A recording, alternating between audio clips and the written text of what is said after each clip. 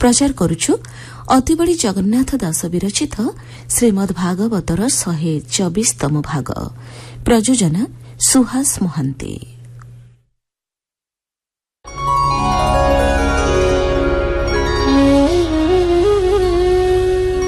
नारायणं नमस्कृत्य नरं चैव नरोत्तमं देवीं सरस्वतीं व्यासं ततो जयमुदीरयेत्।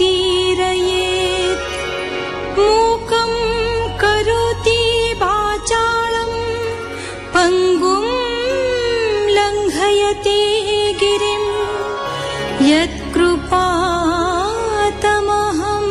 वन्दे परमानन्दमाधवम्।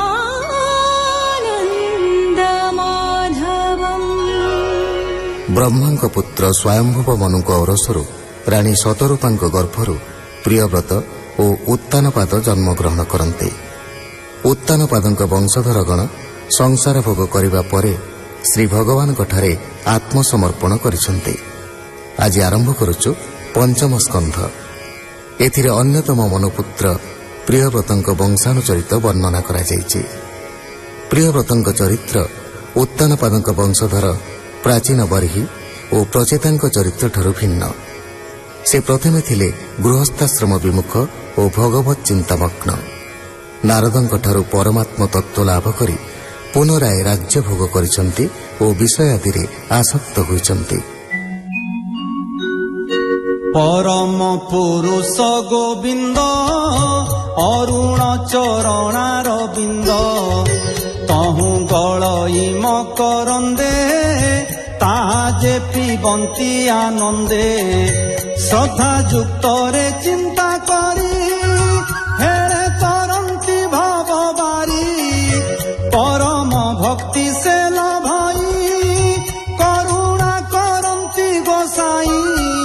ताहांक चरणे बंदई पंचम स्कंधे गीत गाई।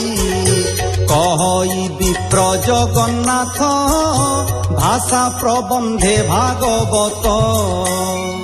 परीक्षित उवाच भोमुनि राजा प्रियव्रत से आत्मा राम भागवत। गृहे रमिला तार मन प्रारब्ध कर्मरे बंधन। निश्चय मुक्त संग जार एमंत प्राणी मानकर। किं पाए गृहे मन रहे भोमुनि फेडिबा संदेहे।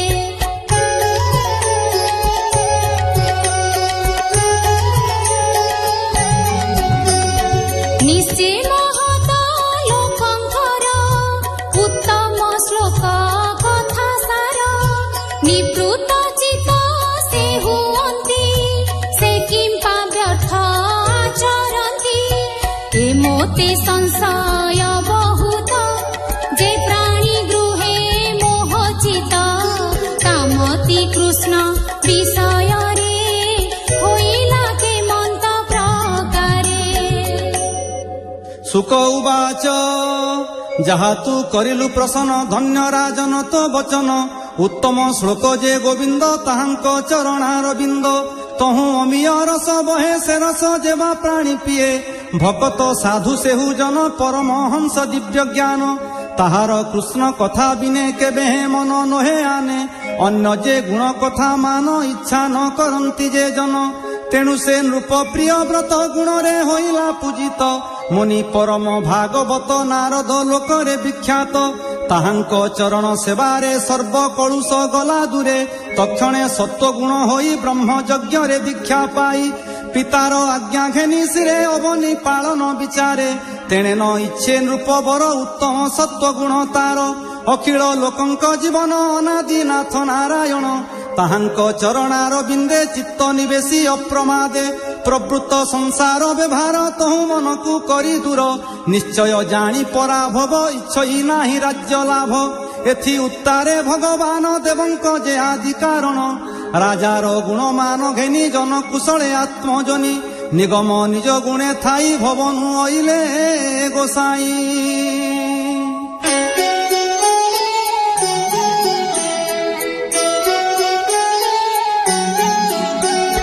गगन मध्य चंद्र जिन्हे विराजी सोहे तारा गणे निर्मल पूजा उपहारे पूजिले तांकु बेदबरे पथरे जुथ जुथ होई सिद्ध गंधर्वे गीत गाई चारण मुनिंक सहिते गायन कले जेझा मते।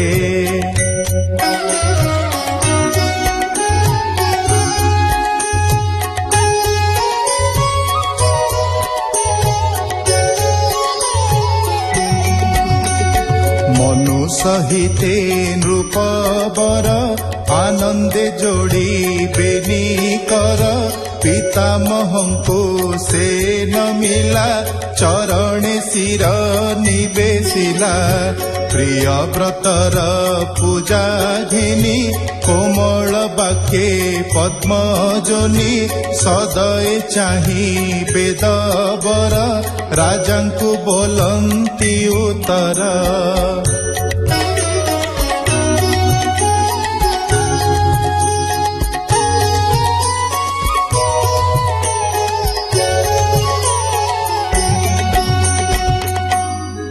ब्रह्मा उवाच हे प्रिय व्रत कहूँ तोते क्रोध न कर तोर चित्ते आंबे नारद आदि जेते जाज्ञा बहु अनायते तपस्या विद्या जोग करी पंडित पण कुआचरी धर्मे बा अर्थे केहू एड़ी ईश्वर इच्छा को न पारी जन्म मरण कर्मे पाई जीव शरीर को बहई शोक मोह को नित्य पाई सुख दुख को से भुंजई दौड़ी नासा रंधे देई पशु को जे सने बुहाई ईश्वर वाक्य गुण बळे जीव भ्रम इए सयळे विपद चतुष्पद जेते सर्वे बंधन से ही मते दुख सुख कर्म गुण रे एमान घेनी संगतरे ईश्वर सृष्टिर करता सकळे ताहांकु से बंता सेही ईश्वर बसे देही अंधर प्राय भ्रम थाई।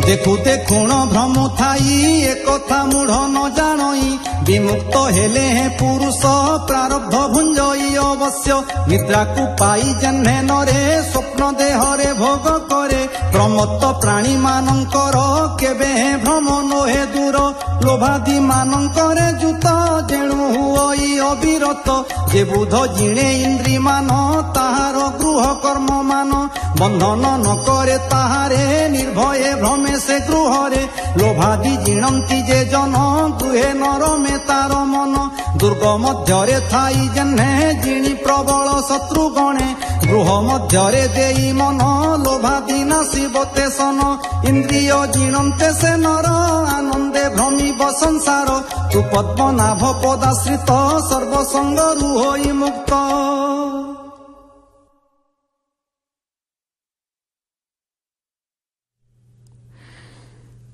ଶୁଣିଲେ ଅତିବଡ଼ି ଜଗନ୍ନାଥ ଦାସ ବିରଚିତ ଶ୍ରୀମଦ୍ ଭାଗବତର 124ତମ ଭାଗ।